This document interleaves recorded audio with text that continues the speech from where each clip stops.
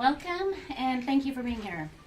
I am Christine Drazen. I am the House Republican leader, and this is Senator Daniel Bonham, the Senate Majority. Oh, I wish. Senate Republican leader. Yeah. I'm going to start off with a few comments to give you guys a sense of what to expect. We will also go to the folks that are with us today to comment on their concerns around the bill, and we'll answer some questions at the end. Oregonians have made one thing incredibly clear: they can't afford new taxes and fees. Lawmakers in the Capitol are here today to impose those taxes on them. ODOT said as recently as last week that existing funding can be used to prevent layoffs and any service reductions. Still, the governor's proposal with a $5.8 billion price tag will cost the average Oregon household approximately $330 a year in taxes and fees. More than 3,500 Oregonians submitted public testimony this week, and the responses were overwhelmingly opposed. The last time my staff counted, and we all read through every single piece of testimony that was submitted, over 90% of people said, please do not pass this legislation. It will harm my family, it will harm my business. And after you hear from Senator Bonham, we will talk to some of those people today. Yeah, honestly, the biggest concern I have is for the employees. And I'm glad that you showed up to this press conference. I'm glad to see the folks here. The number one thing we need to do with respect to ODOT is keep our roads and our bridges safe. Like, that is the number one thing that the state owes our constituents, is to perform the service that they expect, that they're paying the tax dollars for. And we have a lot of money that's flooded elsewhere in our state budget. And the people right now are saying, hey, we saw the revenue forecast, we know we're headed for difficult times, and we need core service delivered. So we're gonna hear from some Oregonians right now from throughout the state with different interests, and I think you're gonna hear a common theme. And this is what we're hearing out in the public. This is what we're hearing when we're engaged with our constituents. It's stopped at Safeway. Senator Bonham, what are we going to do about this? I can't afford it.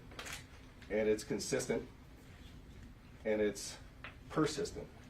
So with that, let's introduce the folks. And yeah, let's do it. Thank you. So I would like to start off today by introducing you to Xochitl Munoz, that owns La Margarita in Salem with her husband. Thank you. Good morning. As a small business owner in Salem and a citizen, I'm asking you, the legislators and the senators, to vote no on any measure that would require businesses and citizens to pay more taxes. The governor is proposing an increase on payroll taxes, as well as higher prices on vehicle registration, title fees, license fees, etc. As most local politicians probably know, here in Salem, the Chariots bus service in Salem will also be adding a payroll tax to all citizens and business owners in the Salem-Keizer area beginning in January 2026. All these taxes are just too much for us to bear. Please consider working to find other ways to get more revenue for the state. I have already had to cut back employee hours due to the decline in our business for many other reasons, such as soaring food and labor costs, new paid parking in downtown Salem that has led many customers to not want to come downtown any longer. When we are in hard times like these, everyone must tighten their belt, even the state, counties, and cities. These taxes cannot continue to get passed down to us, the citizens, who are struggling to make ends meet and having to do our own tightening of belts by cutting employee hours, letting people go, in some cases, people closing their businesses. We have been in business for 41 years and have had many struggles over the years, but this is some of the worst that we've felt. It's like COVID times getting close to that all over again, except we have no relief from the government, just more taxes. We ask that you take the time to consider our words and that you would take the concerns seriously and consider the little people who put you where you are now to be our voice, the people's voice. Thank you, Javier and Xochitl. Thank you. Thank you, Xochitl. Next, we are going to hear from Sylvia Shriver. Thank you, Sylvia. Thank you. My family has owned and operated a towing and automotive business on the Oregon coast for 55 years. We are the biggest towing service that covers Tillamook and the small towns between us. We are struggling with insurance rates skyrocketing, fuel that is still high, and trying not to take it out on our customers. We have a yard full of vehicles that will not be picked up from the owners who don't usually register their vehicles, let alone have driver's license or insurance. If they pass the new DMV fees, it's going to be a huge issue that Oregonians cannot afford. This proposed increase will just make a bigger issue that will spiral out of control. I also don't think it's fair to punish the working class by raising payroll taxes. The Oregon taxes are already outrageous and out of control and not benefiting the working class at all. Every community and small rural towns are suffering. Small businesses can no longer thrive and grow. Every one of the proposed increases is really tough. It is sad that lifelong Oregonians don't even want to live in Oregon anymore. As an office manager of a small family business, it's disgusting to see the working class suffer and struggle. Can you please stop raising the fees and taxes? I'm begging you all to consider our sincere concerns and facts that we are sharing today. Oregon used to be an amazing place to live, thrive, and raise families and enjoy our beautiful state. Thank you. Thank you, Sylvia. And next, we will be hearing from Kara Hogervorst, owner of the Feisty Wren's Soap Studio in Pleasant Hill. Good morning. I'm here today to express my strong opposition to LC2, the Emergency Transportation Spending Package proposed by Governor Kotek and debated this week. I am the owner and operator of a small business in Lane County, established in 2013, Feisty Wren Soap Studio. I work from a studio on my property, and a large portion of my business involves product delivery by vehicle and transportation to events where I sell my products. This bill has the potential to negatively impact my business through increased fuel costs and vehicle registration costs. In addition, I am currently considering purchasing a delivery vehicle, and passage of this bill may impact my ability to make this purchase and grow my small business. From just the proposed increase in fuel tax of 6 cents, I calculated that based on my 2024 business mileage, I would pay just in the fuel tax an additional $444 per year out of my revenues in new gas taxes. As an owner of a small business, I stay within my budget and don't exceed my spending ability. I expect our state agencies to do the same. ODOT should not be coming back to the taxpayers for funding, especially as we already expressed our opposition to the first bill in the 2025 regular session. In addition, I am strongly opposed to the new per mile tax proposal. How will this affect families and small businesses trying to keep their costs down by purchasing electric or hybrid vehicles? I am also opposed to ODOT being granted the ability to raise our taxes even higher without a public vote after 2030.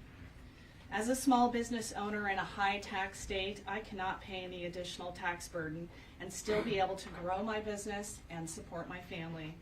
I urge all the House and senators and representatives to vote no on this transportation spending package for the sake of small business in Oregon. Thank you.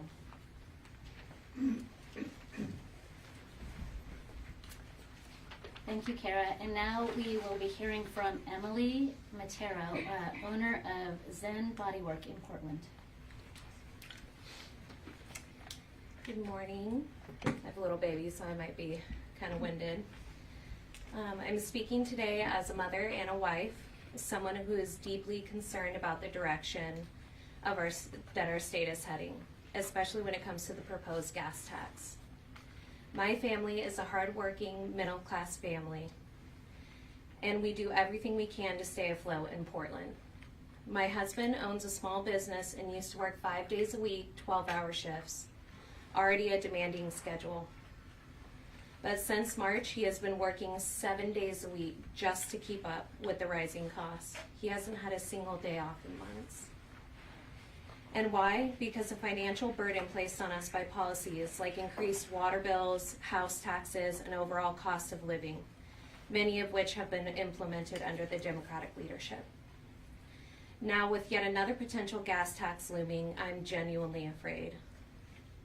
We are already stretched beyond capacity. We cannot afford any more tax hikes. Every additional cost is another hour, another day that my husband must sacrifice at work instead of spending time with us and our children. It is wearing him down physically and emotionally and is affecting our whole entire family. We are not wealthy. We're not asking for special treatment. We are simply trying to live a stable life, raise our kids, and contribute to our community. But the current trajectory is not sustainable. If this continues, the toll on my husband's health and our children's well-being may be irreversible.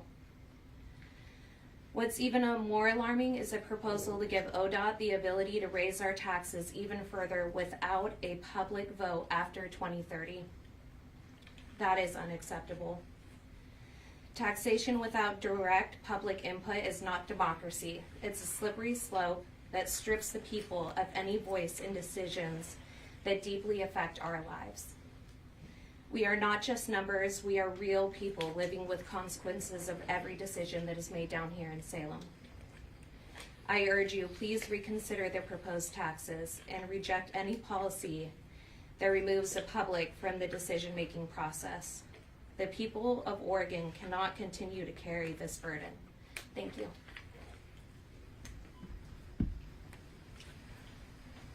So I'll just say, I'm a small business owner as well. I had sold my business 1.5 years ago to one of my employees. I was carrying a contract, so I was a banker for a little while. And through a series of unfortunate decisions, I had to take the business back. The buyer wasn't able to cash flow. He wasn't able to meet his obligations. And so the month, I took my business back. 7 vehicles, employees driving all around the state. He buried me in a little bit of debt. And being a small business owner, it's a weird situation. Most people believe that we have unlimited funds. We're very wealthy, us small business owners. And all we want to do is serve our community. We really want to deliver products to people. We want to keep employees employed. I'm buried in about $100,000 of debt obligation, and we will make it right. We're going to deliver products to customers that put down payments that I don't have. We're going to deliver those products. And those are the situations that business owners are faced with all the time. When it's imposed by the state, though, it's even more offensive, right? It's one thing when you make your own mistake. It's one thing when a construction project goes sideways and you're bearing the burden of some of the costs that you created for yourself. It's another thing to have the state burden you with it. Another tax, another regulation that drives cost, another situation that's beyond your control, and it does leave you in the predicament of how can I sustain this business in this state? How do I keep my employees employed? The upward cost pressure right now of trying to get quality people, like our minimum wage laws have caused stress in the market that I'm trying to hire people at, right? So I'm now trying to hire people at $25 an hour because I don't want to compete with a minimum wage job. I want quality employees. It's another thing, though, that ultimately consumers will pay. When I pay more for fuel, you bet your bottom dollar I'm going to charge more for the service. Because I can't not make money. I've got to keep the employees employed. I've got to make a little bit of money for my time. Right now I'm going without pay, which is no big deal, right? This is the reality of being a small business owner. This is what we face. And yet we continue as the state of Oregon to ask for more from our employers. And right now I think you've heard loud and clear, and I think we could have probably had 500,000 people lined up behind me saying the same thing. We can't afford another tax. And I want to reiterate, there's not a single one of us in either Republican caucus that don't believe in the service that we're talking about. But it's a false dichotomy that somehow this was the only choice. The only choice was to raise taxes. That's absolutely not true. The state passed a $140 billion biennial budget. When you look at it all, globally, we have all the resources in the world. What happened was we didn't prioritize this spending. These jobs were not important enough to prioritize. You are being held hostage right now by a Democrat supermajority that chose to spend money somewhere else. That is absolutely the fact of the matter. So we're here trying to figure out how we move forward. And the option being presented to us is, again, a silo. Here's the money, here's the policy topic, fill this silo, or else all these cuts come. And the reality is, we need to go back to a global conversation of the total budget and start to showcase to Oregonians that we understand what it's like to prioritize. It's what you're having to do at home. It's what we're having to do as small business owners.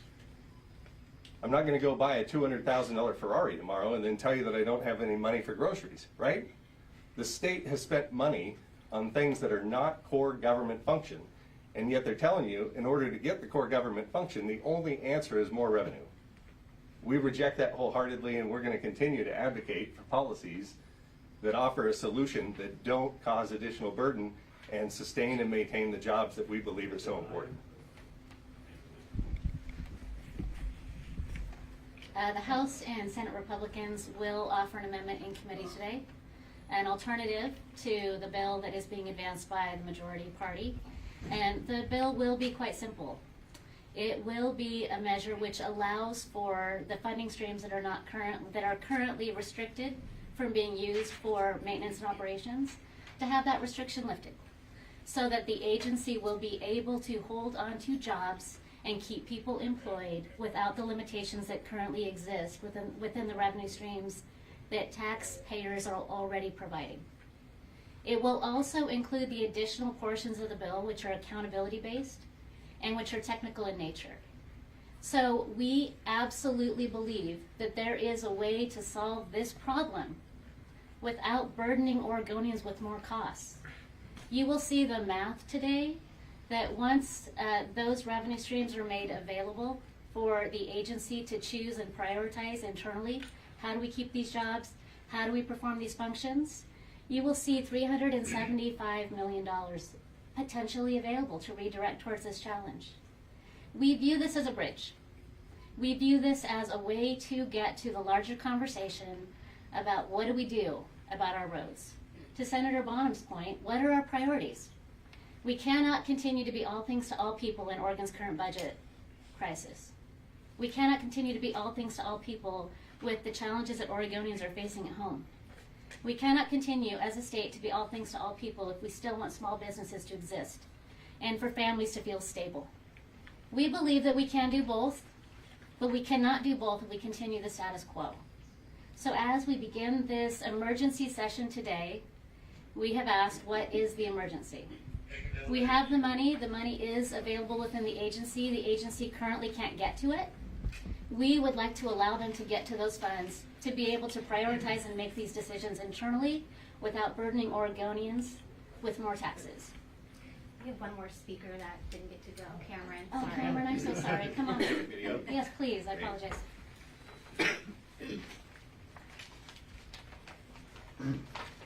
Hi, everyone. My name is Cameron Henlin. I'm a lifelong Oregonian and Marine veteran. I'm here to oppose the new gas, vehicle, and payroll taxes for ODOT's budget shortfall. I'll share 3 reasons why these taxes should not be increased: family struggles, public opposition, and ODOT's waste. First, family struggles. As the sole earner for my family of 6, my wife, 3 kids, and my sister-in-law, and myself, rising bills for groceries, utilities, and taxes are becoming difficult for us to bear. My friends and their families with lower paying jobs often struggle to pay bills at month's end. These taxes make it difficult for families to afford necessities in Oregon and are pushing families to leave the state. Some firsthand examples that I have a coworker with the same job as me who recently moved to Idaho. The roads there are better and the costs are lower. He's saving $2,000 a month on state taxes. Another friend moved to Texas last year, also fed up with high housing costs. I'm considering leaving the state with my family too. Increasing taxes will be risking Oregon's taxpayer base. Second, public opposition. As noted, about 80% of Oregonians in recent polls and 96% in recent written testimony oppose these tax hikes. Following Governor Kotek's unpopular plan, risks standing with voters at re-election. Third and lastly, ODOT's waste. Many Oregonians, including my family and friends, see ODOT as mismanaged and wastes money on bloated projects, overpaid consultants, and DEI programs. My written testimony shows states like Idaho, Georgia, and Minnesota maintain better roads with less. Representative Drazen and Senator Bonham have smarter solutions that I urge you to consider. As someone who loves Oregon, I beg you, vote no and don't add to the common Oregonians' cost of living struggles. Thank you. Good time for some questions. Thank you, Ken. I have a question for y'all. Sure. And I want to make sure the senator hears it too. You know, a lot of this that I'm seeing in your press releases are similar to ideas you floated during the session. They were non-starters for the Democrats then. It seems likely that they may not take you up on this time. And it also seems likely that if you all were to mount a campaign to put this on the ballot, given history, it probably would lose. So are you committed to doing that if this bill passes? Because I know that the Trucking Association likes this bill. So here's where we're at. We believe that it was a mistake for the Democrats to dismiss out of hand a reasonable alternative and come to the table and compromise. They didn't have to have a plan that was 100% tax increases, and our position has been all along, there are alternatives. And so we continue to advance that philosophical approach because we think it's the right one. We think it's more balanced than a plan. So it is yet to be seen if they sit down with us today and have that conversation. We're here for that. But when it comes to the referral to the ballot, you don't have to refer the entire measure to the ballot. You can refer portions of the measure. So the fixes for accountability, the fixes for the trucking industry, those wouldn't come before voters. What would come before voters is the tax increase. And are you committed to leading that campaign then, if this passes? We absolutely believe that it's critical to stand up for Oregonians, and we'll do everything we can to do that. But I think to the second part, you described it perfectly, right? Democrats have called our ideas non-starters, a bridge too far. And I think the challenge for me is if I come to you and offer you $10 for the tie that you're not wearing, and you say, well, you know, I want 20, do we just say we're at an impasse and walk away from each other? Or do you say, man, is there any way you could get to 15? Like, it's been zero attempt to try and find compromise. There are areas in between where we have put forward a proposal, where they have put forward a proposal that we could probably find common ground, and literally we've been told no, like we're not even going to talk about it. So, you know, how do you negotiate with somebody that won't negotiate with you? You take a stand. And the nice thing is, when do we have power as Republicans? When the people are standing with us. Like literally, Democrats know this is unpopular. They know that this won't fly in the next election cycle. They're going to pay a political price for this. They know it, and yet they're still unwilling to engage with us. And that, to me, is what's shocking. So are you committed to leading the referendum campaign? I'm committed to being part of the team that absolutely gets this thing on the ballot so that the people have the right to choose. Thank you. Yeah. Can I ask a quick question? I'm Alex from the Capital Chronicle. One sort of nuts and bolts. Are there statutory limitations to what you're proposing here with some of the redirection of money? Yeah, it takes a statutory fix to redirect the money. So ODOT right now doesn't have the authority, and that's why our proposal does dig into the actual statute and moves those funds around so that they have access to them. But that's something that you could do over the next. Absolutely. Okay. Yeah. So that's something that like has to be kicked down the road. No, we're lawmakers, and we're proposing a change in the law. Okay. And my second question is just, we got this today. It sounds like you haven't had a lot of conversations with Democrats in the lead up to today. Have you shared this with them prior to when we got it? The proposal? Yeah. Oh yeah, they've been aware of our proposal. Like, I would say we've been talking about this seriously for about 7 months. Really seriously since April when they put forward their proposal. They'll tell you that we've been talking about this for 2.5 years, which is even more shocking that they've really been unwilling to engage with us. But we've had the same idea this entire time to try and figure out how to create the bridge from where we are today, where they say we have a $350 million budget hole. I think it's 358. Now they're about to raise $6 billion in taxes. I don't know how the math works on, what the delta is over 10 years, 600 million a year versus 358 that they say they need. What are we doing with the extra money? That's a question we should all be asking. But again, yeah, they've been well aware of what we want and where we would be willing to find common ground. And again, it's just been a lack of willingness to engage. On the statutory changes, since we were talking about that, the governor's senior transportation advisor said that changing statutes like that could have ramifications like reduced federal matching dollars and canceled bridge projects, like long-term ramifications. What's your response to that? So what's interesting is they kind of want to have it both ways, don't they? They're telling us that the hole that we're fixing right now is for people that fill potholes and plow our roads, and it's maintenance and operations. Our federal grants, our federal match is typically for projects.